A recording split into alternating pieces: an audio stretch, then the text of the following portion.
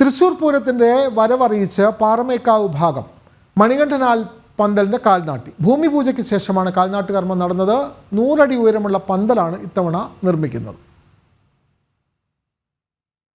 തൃശൂർ പൂരത്തിന്റെ ആദ്യ കാഹളം എന്ന വണ്ണം പാറമേക്കാവ് വിഭാഗത്തിന്റെ മണികണ്ഠനാലിൽ പന്തലിന്റെ കാൽനാട്ട് കർമ്മം പൂർത്തിയായിരിക്കുകയാണ്. വളരെ ആവേശകരമായിട്ടുള്ള ഒരു ചടങ്ങ് തന്നെ ആയിരിക്കുന്നു അല്ലേ? കാരണം ഓരോരോ പ്രതിസന്ധികൾ ഇങ്ങനെ ഒഴിഞ്ഞു വരുന്ന സമയത്ത് ഒരു വിജയക്കൊടി എന്ന വണ്ണം ഒരു കാൽനാട്ട് കർമ്മം കൂടി നടന്നു. ആദ്യം ആനെഴുന്നള്ളിപ്പിന്റെ പ്രതിസന്ധിയായിരുന്നു, അത് മാറിക്കിട്ടി. പിന്നെ വെടിക്കെട്ടിന്റെ പ്രതിസന്ധിയാണ്, അത് ഇന്നലെ തീർന്നു. ഇന്ന് ദേശക്കാരെല്ലാവരും കൂടി പാറമേക്കാവ് വിഭാഗത്തിന്റെ മണികണ്ഠലാലിന്റെ പന്തലിന്റെ കാൽനാട്ടാണ് ചെയ്തത്. കാരേക്കാട് രാമൻ നമ്പൂരിയുടെ പൂജകൾക്ക് ശേഷം ദേശക്കാരെല്ലാവരും ചേർന്നിട്ട് ഈ കാൽനാട്ട് നടത്തി. എങ്ങനെയാണ് ഇത്തവണത്തെ പൂരത്തെ എങ്ങനെയാണ് നോക്കി? ഇത്തവണത്തെ പൂര ഗംഭീരമായ പൂരമായിരിക്കും. ഇവിടെ രാജേഷ് പറഞ്ഞ പോലെ എല്ലാ തരത്തിലുള്ള പ്രതിസന്ധികളും പരിഹരിക്കപ്പെട്ടിട്ടുണ്ട്.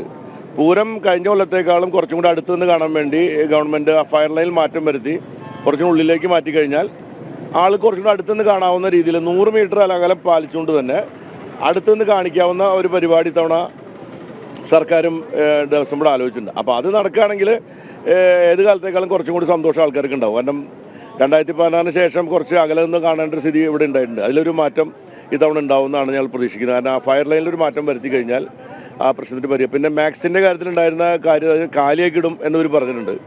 ആ AGN പിന്നെ ഉപദേശം കൊടുത്തപ്പോൾ അത് കാലിയാക്കിയിട്ടുകൊണ്ടാണ് മറ്റെല്ലാ സ്ഥലത്തും നടത്തിയത്. അപ്പോൾ അതുപോലെ അതിന് പ്രായോഗികമായ ചില പ്രശ്നങ്ങൾ പരിഹരിച്ചാൽ മതിയല്ലോ. അപ്പോൾ ആ രീതിയിലുള്ള പരിഹാരം കൂടി ഉണ്ടാക്കി കഴിഞ്ഞാൽ യാതൊരു പ്രശ്നം ഉണ്ടാവില്ല. എല്ലാവരും കൂടി ഒരുമിച്ച് പൂരം ഗംഭീരമാക്കുക എന്നുള്ളതാണ് നമ്മളെല്ലാവരും ഉദ്ദേശിക്കുന്നത്. തീർച്ചയായിട്ടും ഒരു ആതിഥേയ സ്ഥാനമാണ് പടക്കുന്നതിനുള്ളത്. കൊച്ചിൻ ദേവസ്വം ബോർഡിന് എന്താണ് പറയാനുള്ളത് ഇത്തവണത്തെ ഉത്സവത്തെ കുറിച്ച്? തീർച്ചയായും ആതിഥേയ സ്ഥാനത്ത് നിന്ന് 2025 പൂരം ഗംഭീരമാക്കി തീർക്കുന്നതിന് വേണ്ടിയുള്ള എല്ലാ ഒരുക്കങ്ങളും ദേവസ്വം ബോർഡിന്റെ ഭാഗത്തു നിന്ന് നന്നായി നടക്കുന്നുണ്ട്.